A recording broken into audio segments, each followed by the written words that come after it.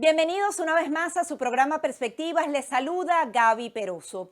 Estamos a 2 meses de que se celebren elecciones en Venezuela, unas elecciones que no podemos describir ni como libres ni como justas. Sin embargo, ha habido mucha presión interna y externa. Y en particular, el día de hoy vamos a hablar de la presión que están ejerciendo países como Colombia y Brasil, algo que sería inusual porque se trata de aliados de Nicolás Maduro, pero particularmente esta semana se habla de un supuesto borrador, de un plan para una transición democrática que estaría siendo promovido por el presidente de Colombia, Gustavo Petro. Vamos a hablar con una reconocida periodista española y colombiana de la revista Semana. Además ha sido parte de importantes medios de comunicación internacionales como El Mundo y El Tiempo de Colombia. Estamos hablando de Salud Hernández. Muchísimas gracias por esta oportunidad para poder No, analizar un poco esta realidad. encantada de estar con ustedes. Quería en primer lugar su visión sobre este supuesto borrador. El diario El País ha asegurado que está allí, que incluso Gustavo Petro le dijo en la cara a Nicolás Maduro que él tiene que permitir esa transición democrática y que tiene que cumplir lo que sería el resultado electoral, algo que cualquier presidente democrático debería hacer. Sin embargo, aquí hay que tener un compromiso escrito. ¿Cómo interpreta usted esta posible acción que se conocerá en los próximos días? Bueno, primero vamos a empezar porque estas no son unas elecciones libres. Vamos a dejar ya esa frasecita de que vamos a celebrar las elecciones libres. Estas no son unas elecciones libres, porque unas elecciones libres, María Corina Machado sería la candidata, viajaría por el país sin ninguna cortapisa, habría medios independientes que cubrirían todos sus trayectos. Luego, estas no son unas elecciones libres. Luego, esa frasecita la vamos a quitar y esa no son elecciones libres. Empecemos por ahí. Son unas elecciones manipuladas por la dictadura de Nicolás Maduro. Después, que Venezuela, que Colombia y Brasil hayan pedido que haya elecciones y que respete el resultado, porque queda igual que no sean libres porque nadie quiere que Nicolás Maduro siga. Es decir, a lo mejor tiene un 20% de chavistas que viven del presupuesto de robar al resto de los venezolanos y todavía o viven de subsidios y quieren que se perpetúe esa despiadada tiranía. Pero obviamente tú puedes decirle a Maduro lo que sea. Yo no soy una persona optimista. Ahora ha cambiado el lenguaje Petro y le ha pedido que celebre elecciones, que respete el resultado. No sé cómo va a respetar el resultado esa tiranía. Sinceramente, hay unos que creen que no le va a quedar más remedio. Yo tengo mis serias dudas. Ahora, ¿qué cree usted que entonces podría pasar? Porque Nicolás Maduro, y yo creo que también comparto su opinión, hay serias dudas de que pueda respetar cualquier proceso democrático. ¿Por qué cree que Gustavo Petro en particular se está metiendo en algo que él prefería ignorar en el pasado? No, y que además él ha apoyado a Hugo Chávez en el pasado y no olvidemos que el que inicia toda la tiranía es Hugo Chávez, es decir, el padre de esta tiranía es el coronel Hugo Chávez Frías. Pero yo creo que pues sencillamente es los tiempos, él quiere ser un líder latinoamericano, a él no le gusta solamente ser el presidente de Colombia, quiere ser un líder mundial, un líder latinoamericano, obviamente siente más simpatías hacia Nicolás Maduro que hacia María Corina Machado, porque él en Colombia es una persona, es un presidente que divide, que pronuncia discursos incendiarios, que insulta permanentemente a la derecha, en fin, sus palabras de alguna manera desmienten lo que luego hacen comunicados o esas propuestas que hizo a Nicolás Maduro de que respete el resultado de las elecciones. Pero es que no, él ha celebrado 5 reuniones, 5 encuentros con Maduro. No hemos sabido nunca nada del resultado de esos encuentros. No sabemos qué han hablado, qué no han hablado. Que le convenga obviamente, un país que de alguna forma se recupere, que pueda volver la gente, que los 2 millones y pico de venezolanos que están en Colombia regresen a Venezuela, que haya intercambio comercial, pues es que ningún país se va a beneficiar tanto del regreso a la normalidad como Colombia, regreso a la normalidad de Venezuela como Colombia. Entonces ha adoptado una posición, pero bajo mínimos, es decir, esto no es una exigencia, no ha hecho un planteamiento como hicieron los del Grupo de Lima de una presión, pero yo creo que es como presidente democrático no le queda más remedio y otra alternativa que pedirle a alguien de su mismo espectro ideológico que al menos abra un poco la puerta, un poco, o entreabra la puerta a la democracia. Incluso hay quienes aseguraban que esto lo puede desfavorecer internamente en Colombia, porque si no hay elecciones libres y justas en Venezuela, esto podría provocar más migración masiva hacia Colombia. Se habla ya de 2 millones de venezolanos, podrían ser ya 3 millones de venezolanos. ¿Usted cree que habría un impacto directo interno en Colombia si no se celebran esas elecciones como deberían celebrarse? Sí, claro, por eso digo que para Colombia, Colombia es el primer país beneficiado y obviamente a Gustavo Petro le interesa. Y le interesa, él creyó que con abrir la frontera ya iba a ser suficiente para que comenzara el intercambio comercial. Pues obviamente no, porque hay una desconfianza absoluta en el régimen venezolano y porque Venezuela no tiene nada que vender. Entonces, él por propio interés, es decir, por interés de su país, de su gobierno, quiere que se normalice es el país vecino, que se normalice, pero yo no estoy tan convencida de hasta qué punto puede tener una interlocución. Además, piensen que como él está en un proceso de paz con el ELN, que es una guerrilla que se ha sentado a lo largo de la frontera, al otro lado de la frontera de Venezuela, en el Zulia, en Apure, tiene muchísima presencia muy fuerte, pues obviamente también le interesa que el ELN no tenga el santuario que ha tenido siempre en Venezuela, sino que entre los dos países haya una cooperación de verdad, porque la que hay ahora es inexistente. Tú puedes ordenar al ejército colombiano que coopere con el venezolano, pero hay una desconfianza absoluta. Yo he hablado con militares colombianos y no se fían de sus pares venezolanos. Es decir, entonces, obviamente a Colombia sí le interesa que Venezuela pues vuelva a la normalidad. Así gane un gobierno de derecha que no le va a gustar en absoluto a Gustavo Petro, pero le interesa a Colombia la normalidad y a Petro porque además es un respiro económico, es decir, el intercambio entre los dos países, de ese intercambio se va a beneficiar mucho más Colombia que Venezuela y eso pues Petro sabe que es el propio beneficio de su gestión. Usted hablaba de esa conveniencia que tiene Gustavo Petro de normalizar las relaciones con Venezuela y que Venezuela no sea un santuario para esos grupos terroristas. Sin embargo, se ha informado que una de las decisiones recientes que ha tomado Estados Unidos de sacar de la lista de cooperadores del terrorismo a Cuba tiene que ver con Colombia. Al parecer, Colombia ya no es tan fuerte en lo que sería la protección que se le da a esos terroristas en Venezuela y también en Cuba.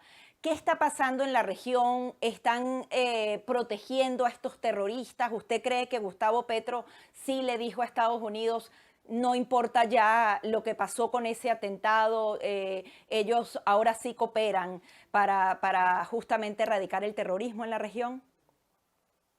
Gustavo Petro ha tenido una posición absolutamente distinta a la que mantenía el presidente Duque. Es decir, Gustavo Petro jamás hubiera incluido a Cuba en ningún listado. Gustavo Petro levantaría las sanciones. Es decir, Gustavo Petro es un amigo de Cuba y no tiene ningún problema con el régimen cubano. De hecho, él tuvo una enfermedad, se fue a tratar a Cuba no hace tanto. Es decir, él considera que Cuba es un país que siempre ha ayudado, como le pasaba a Juan Manuel Santos, que ayudaba a los procesos de paz de Colombia. No le preocupa que Cuba, pues en Cuba esté refugiado el máximo cabecilla del ELN, alias Gavino, que se jubiló en Cuba y entonces le cedió el testigo al siguiente y no le importa lo más mínimo. Es decir, Gustavo Petro sí ha podido hacer gestiones ante Estados Unidos, pero ustedes saben que Estados Unidos ha adoptado una posición que para nosotros, para muchos es incomprensible, como es considerar que ahora Alex Saab es poco menos que un gran señor. Yo, por ejemplo, tengo una demanda porque le he llamado ladrón, criminal, etcétera, etcétera, y mañana me podría ganar la demanda porque le dañé su honor y obviamente, según Estados Unidos, pues hasta le daría razón. Es decir, Estados Unidos ha tenido una posición muy blanda respecto al régimen venezolano, pues tampoco es de extrañar que tenga esta posición ante Cuba, que ya digo, no solamente Gustavo Petro la habría respaldado, también el presidente Juan Manuel Santos lo habría respaldado en su día, porque Cuba ha colaborado siempre en los procesos de paz con el ELN. Ya digo, es un santuario absoluto de las guerrillas, pero desde el punto de vista de los regímenes, salvo el de Duque, tanto Juan Manuel Santos por sus negociaciones de paz en La Habana con las FARC, como Gustavo Petro, porque siempre ha sentido simpatías y afinidades con Cuba, pues no me extrañaría que hubiera sido uno de los que han presionado en la región para que Estados Unidos levante la sanción, ese tipo de sanción, vamos, ese tipo de meterlo en la lista de países que, por supuesto, son países que protegen a los terroristas, eso lo sabemos todos, pero bueno, ya sabemos que una cosa es la realidad y otra cosa es la diplomacia. Ahora, ¿cómo ve usted el tema de la región, esos contrapesos entre la izquierda y la derecha en la región? La gente está entendiendo que esas organizaciones izquierdosas definitivamente más bien son un retroceso para las naciones. Por ejemplo, ejemplos como el de Chile ha quedado claro, incluso Colombia no está mejor luego de que ganó Gustavo Petro. ¿Cómo ve usted el entender de cada uno de esos pueblos? Porque, por ejemplo, vemos fenómenos como el de México, en donde el presidente de ese país tiene muchas políticas socialistas, pero también sigue con una gran popularidad. ¿Cómo ve usted esa visión de la opinión pública ante ambas fuerzas? Bueno, nadie escarmienta en cabeza ajena. Eso ni en la vida real ni en la vida política. Es decir, ningún país escarmienta en cabeza ajena, porque si no, Gustavo Petro no sería ahora el presidente de Colombia. Es decir, el ejemplo venezolano debería haber aterrado a todo el continente. Sin embargo, pues Boric, que luego pues venció Boric, y ahora hay como otra ola en contra de todo eso. Lo hemos visto en Argentina con Milei, por supuesto Bukele, en Ecuador ha ganado alguien que al menos no es, vencieron a Correa, que es otro de los que eran amigos de Hugo Chávez y también de esa tendencia de la extrema izquierda. Es decir, la extrema izquierda ha tenido un retroceso, pero parece ser que vuelve a ganar Morena en México. Yo no sé lo que pueda pasar en el 26 en Venezuela. Yo creo que nadie es en Venezuela, digo, en Colombia. En Venezuela, desde luego, María Corina sería la presidenta, y si no, pues obviamente, pues quien ella diga, y va a ganar la oposición. Si hay elecciones libres, gana la oposición. Pero, como digo, nadie escarmienta en cabeza ajena, porque es que lo que es una vergüenza para este continente, lo que es una vergüenza es que haya presidentes democráticos de izquierda que no condenen todos los días a la tiranía, que es una satrapía vulgar, espantosa, de Nicaragua, a una dictadura como la cubana, que lleva hundiendo a los cubanos en la miseria desde hace muchísimos años, sin libertades en absoluto, y que no estén todos los días presionando a Nicolás Maduro, porque es decir, yo creo que la izquierda tiene una doble vara de medir, y Boric al menos habla más duro, pero yo no entiendo que en esta parte del hemisferio, no entiendo tampoco la actitud de Estados Unidos frente a esas dictaduras. Pero ya digo, nadie escarmienta en cabeza ajena. Eso sí lo tengo comprobado, porque en Colombia pues ganó Petro. Y Petro tiene unas políticas y aboga por un tipo de políticas muy de extrema izquierda. Ahora, luego de ya un tiempo significativo en el poder, ¿cree que los colombianos están entendiendo que estas políticas tampoco se traducen en prosperidad para el colombiano, o todavía él sigue teniendo una simpatía sólida dentro de Colombia? Bueno, las encuestas le dan un 30 y tantos %, es decir, todavía tiene un porcentaje, el que ha tenido él toda la vida. Él siempre ha partido como un político, lleva toda la vida en política, yo que sé, 40 años, y siempre tiene un porcentaje, tiene un piso alto, digamos, de 30 y tantos %, 35, lo mantiene. Él conserva, y a veces sube un poquito, pero digamos, él conserva eso. Yo no creo que pudiera repetir mandatos si hubiera reelección, que no va a haber. Él intenta ahora convocar una constituyente, es decir, es que tiene muchos tics parecidos al chavismo, muchos tics, y también convoca a la gente a formar esos grupos violentos para irse a la calle, siempre está apelando al pueblo, desprecia absolutamente cuando hay una marcha multitudinaria, desprecia por completo a los marchantes. Hubo una manifestación masiva en contra de su gobierno, lo llamó la marcha de la muerte. Es decir, ya digo que tiene muchos tics, muchas que uno le suenan de Nicolás Maduro, de Diosdado Cabello, ese desprecio absoluto hacia lo que no sean ellos. Pero afortunadamente en Colombia pues funcionan las instituciones democráticas, los contrapesos, ¿no? Algo que, o sea, absolutamente, pues en Venezuela los aniquilaron. pero yo creo que el continente, vamos, esta parte del hemisferio, en la parte desde el centro al sur bueno, desde México a la Patagonia, yo creo que ya al menos se han equilibrado las fuerzas, porque antes había mucha izquierda, se han equilibrado las fuerzas, pero que en Colombia la gente vea que este no es el camino, yo creo que lo están viendo, pero yo hasta que no haya elecciones 2 años, no sé, hay tanto vaivenes y la política ahora se libra mucho en las redes sociales y hay mucha noticia falsa y la extrema izquierda miente con un descaro apabullante, vamos, a mí me impacta la desfachatez con la que mienten, con la que un día dicen una cosa y al día siguiente la contraria y no les importa nada en absoluto. Quería explicar un poco a la audiencia de los venezolanos y los que viven acá en Estados Unidos esta propuesta. Me llama la atención que ponen como que Gustavo Petro no quiere ser reelegido, sino que hay senadores que ven el sentir popular y quieren hacer esta constituyente o que él pueda tomar esa reelección a partir del 2026. ¿Qué está pasando en Colombia? Y si tienen claro los colombianos que esto también se podría traducir en lo que vivimos ya los venezolanos desde hace más de 20 años. Bueno, Colombia es un país, como pasa en otras partes, absolutamente dividido en dos. Y está partido de dos, la polarización está exacerbada porque las redes sociales exacerban todas esas divisiones. Gustavo Petro es muy confuso, entonces está todo el día apelando que hay que hacer una constituyente por un lado. Entonces todo el mundo dice, bueno, si quiere una constituyente, vaya al Congreso y siga los pasos, que eso está reglamentado en la Constitución, usted sigue los pasos y puede convocar una constituyente. Pero dice, si no me lo aceptan, entonces hay que recurrir al constituyente real, que es el pueblo. Es decir, por eso digo que tiene muchas maneras parecidas a las del chavismo, pero nadie sabe exactamente. Ahora una senadora Zuleta, que es muy radical, ha dicho que ellos lo que quieren es que se reelija, pero la reelección ya no está permitida en Colombia. La reabrieron, la volvieron a cerrar y no está permitida.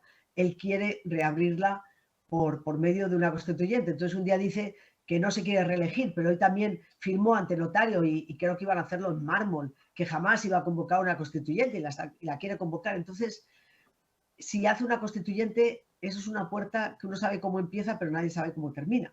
Y es muy peligroso.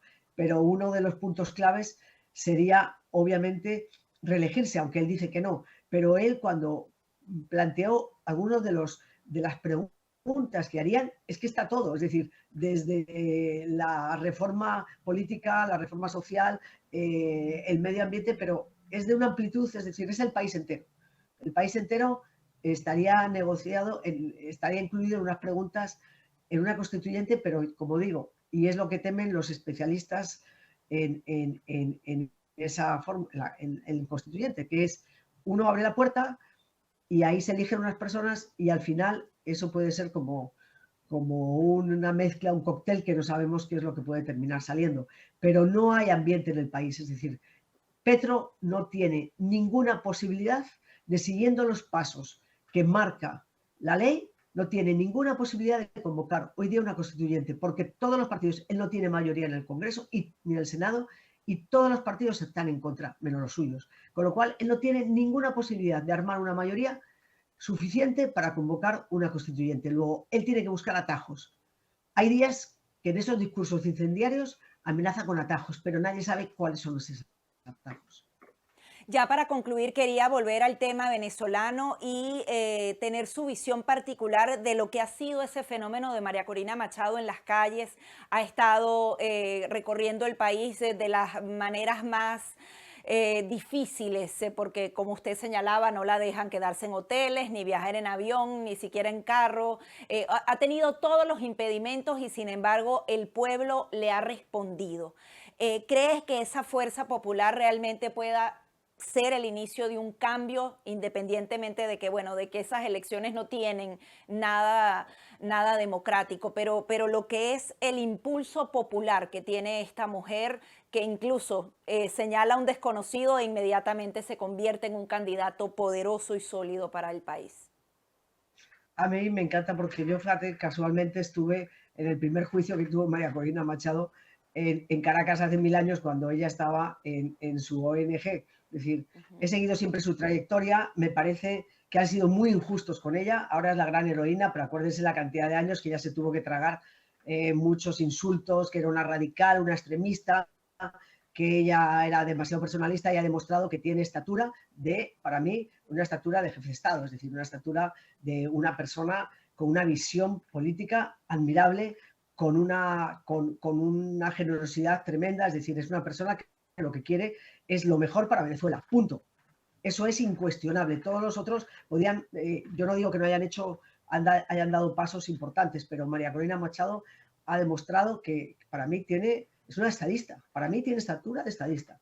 Pero la lástima es que es necesario que ella siga adelante. Es necesario que ella siga porque mira, yo ahora mismo estaba pensando cómo se llama el candidato y Claro, mira que no lo leí. Edmundo González, sí. No hay Edmundo, una ¿verdad? recornación porque al final es María Corina Machado la verdadera candidata, eso es una realidad. No, es increíble porque como usted, yo estoy todo el tiempo leyendo las noticias y le he leído, le he escuchado entrevistas a él, es decir, sé quién es perfectamente y no tenía el nombre. Para mí es María Corina, es decir, esto es María Corina, es la fuerza de María Corina y es la demostración de que la gente ya está harta, le ha perdido el miedo. Entonces, mi miedo es que este gobierno, que como todas las dictaduras, porque además hay un factor que tenemos que tener en cuenta, que es Rusia.